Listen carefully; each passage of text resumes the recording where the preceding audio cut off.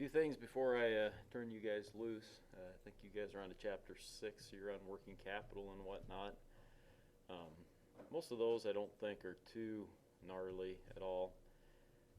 Chapter 9, we start getting into a little extra work because that's when we start doing time value of money types of things, which I really like. So unfortunately, you guys get to do quite a few of those.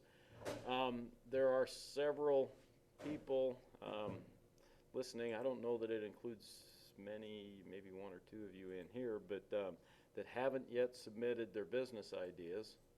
So those were due last week. So I definitely want to see those ASAP.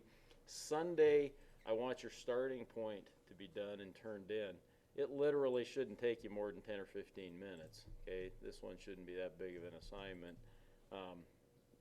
Work on it today. Have me come around and check it if you want. Get it submitted. That'd be a smart idea.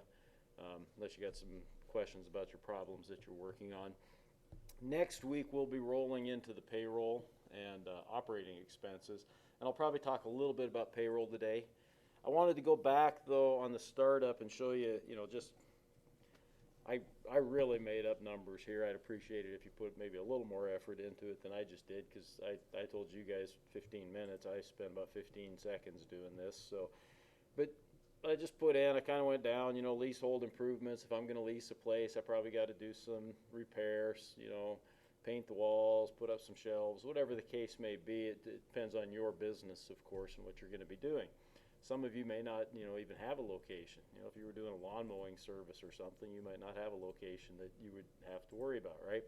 But in my case, I said I got to do a little bit, right? I said I'm going to need some equipment, furniture and fixtures, the sofa and whatnot in the waiting room, whatever the case may be, and I need a vehicle for mine. So my total fixed assets, $32,500. Insurance, I figure my insurance is going to run me $150 a month, something like that. $1,800, again, kind of a bit of a guess there, but I got to have liability insurance, and I also want some business coverage insurance for my assets. Okay, that might include the insurance on my pickup or whatever vehicle I have, right? Van, whatever it may be, those types of things. Okay, so I plugged that in. I said my business is going to have a decent amount of inventory. I have no idea what kind of business I'm doing, but legal and accounting fees, might need some of those, right? Get set up. I want an LLC, okay? Because I want liability protection. Yet I want the taxes to be just singly taxed. Rent deposit, again, whoever I'm leasing from is probably going to require some upfront rent and a deposit, probably first month's, last month's, whatever the case may be. Utility deposit, getting hooked up for power, those things. Don't confuse, I see this one happen quite a bit in the past. Don't confuse supplies with inventory, okay? And there are businesses where that may get a little bit complicated. Construction could be one, right? You got a lot of supplies that you use in the construction industry, but what's actually inventory? Inventory are the things that you're actually going to go ahead and sell to the customer. And that gets difficult. Are you going to count every nail and write that up and charge that to the customer if you're in the construction industry? Probably not. Those may be considered more of a supply, okay? For most of us, like in mine, I got a little retail outfit or whatever the heck it is. Supplies are cleaning supplies, toilet paper for the bathroom, hand towels for the bathroom, those types of things that I'm going to need, right? And I will need some on an ongoing basis. But for now, I just want to put what my initial stock of those supplies are going to be, okay? So if you're retail, again, or in that type of a business, don't get the two confused. If you're in, like I say, there are certain businesses where it does get to be a little bit confusing, and you got to kind of decide what you're going to charge for and what you mark up, those types of things, right? Okay. In an automobile repair shop, it'd be similar, right? The hand rags that you got, to wipe your hands on, those are supplies. But you might carry some inventory too. You might carry some belts and some hoses and some things like that, right? That you'd sell to the customer then ultimately. So you got to keep the two kind of separate. And then I put down that I was going to have some advertising and promotion. I didn't put any licenses, by the way, in Haver. To my knowledge, there is no business license requirements. So if you were planning to have your business here, you wouldn't have a license requirement. That said, there are certain types of businesses that would require licenses. I don't think any of you picked any, but bars, right? Off-sale liquor, lawyer, accountant. What other types of things would require licenses? Those are some of the main ones anyhow. So you may have some industry standards, some licenses that would be required for some industry standards. So you'd put those in there. Other initial startup costs if you had any. And then like I said, y'all got to have some working capital, whatever that may be. Again, it should end up being about 6 months worth of expenses, operating expenses, but I don't know what those are yet. So I plugged in a number. That's fine. If I need to, I can come back and change it. Okay. So now I got down here and it shows I'm in the red, $71,300, so I got to fix that, right?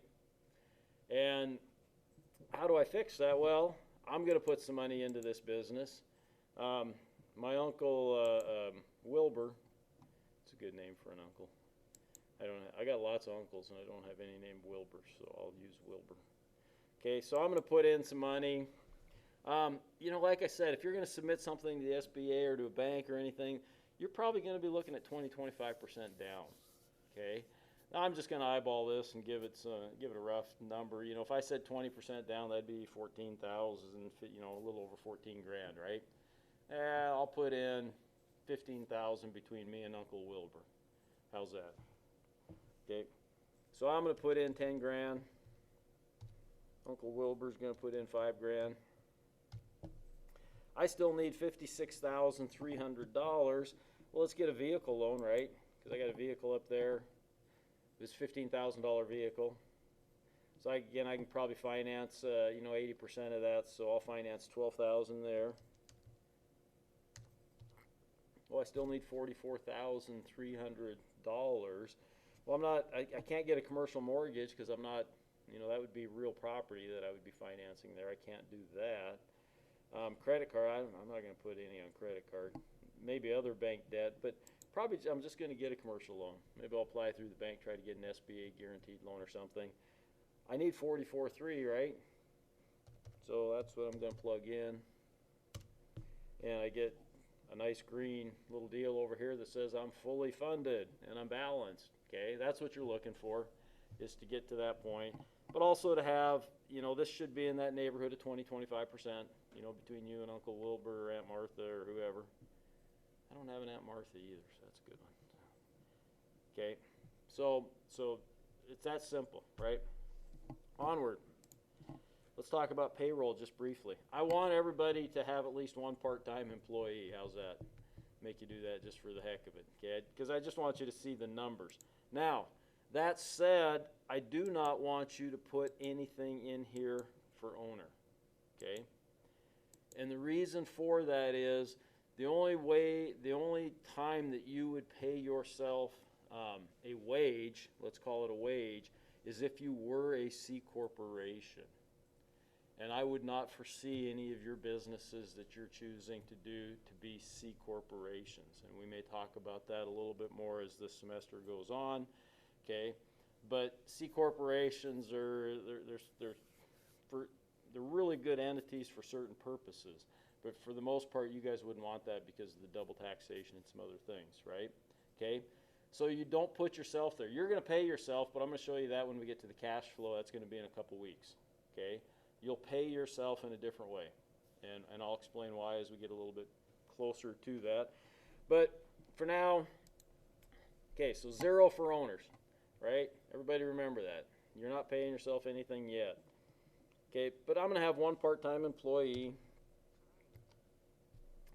Average hourly pay, well, minimum wage in Montana is what, $8.65, $8.75? I should know that. I think it's $8.65, but I'll be nice. I'll pay my employee $9 an hour, and I'm going to work them just 10 hours a week.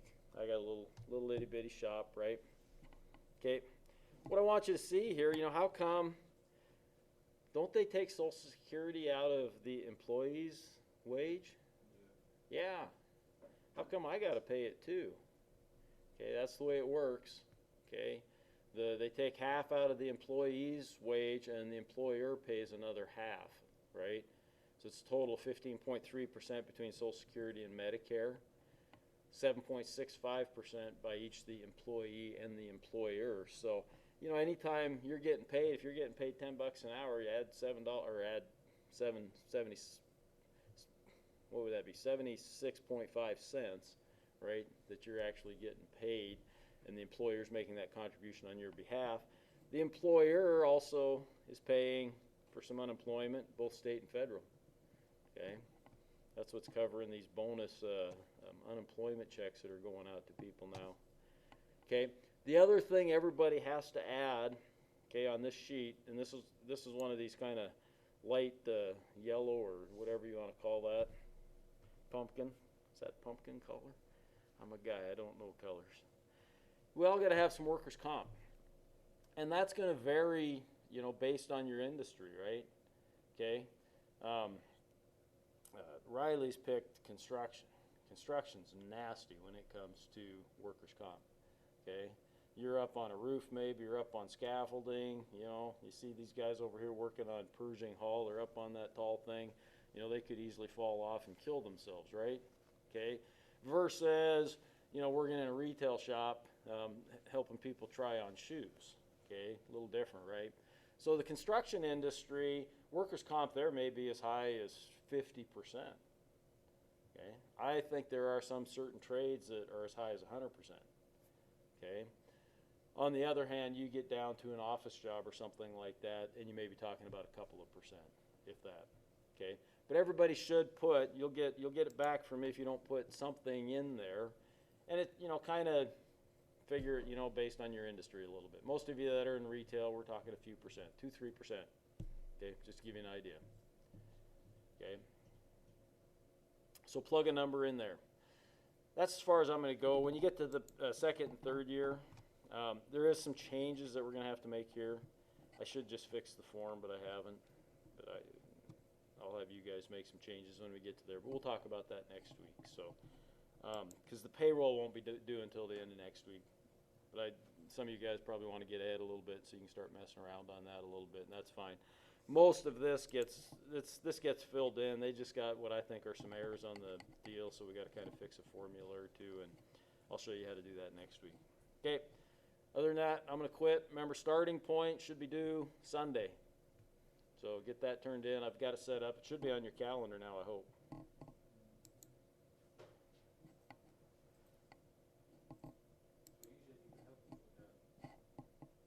Absolutely, I'll help you with that. Let me get this shut down.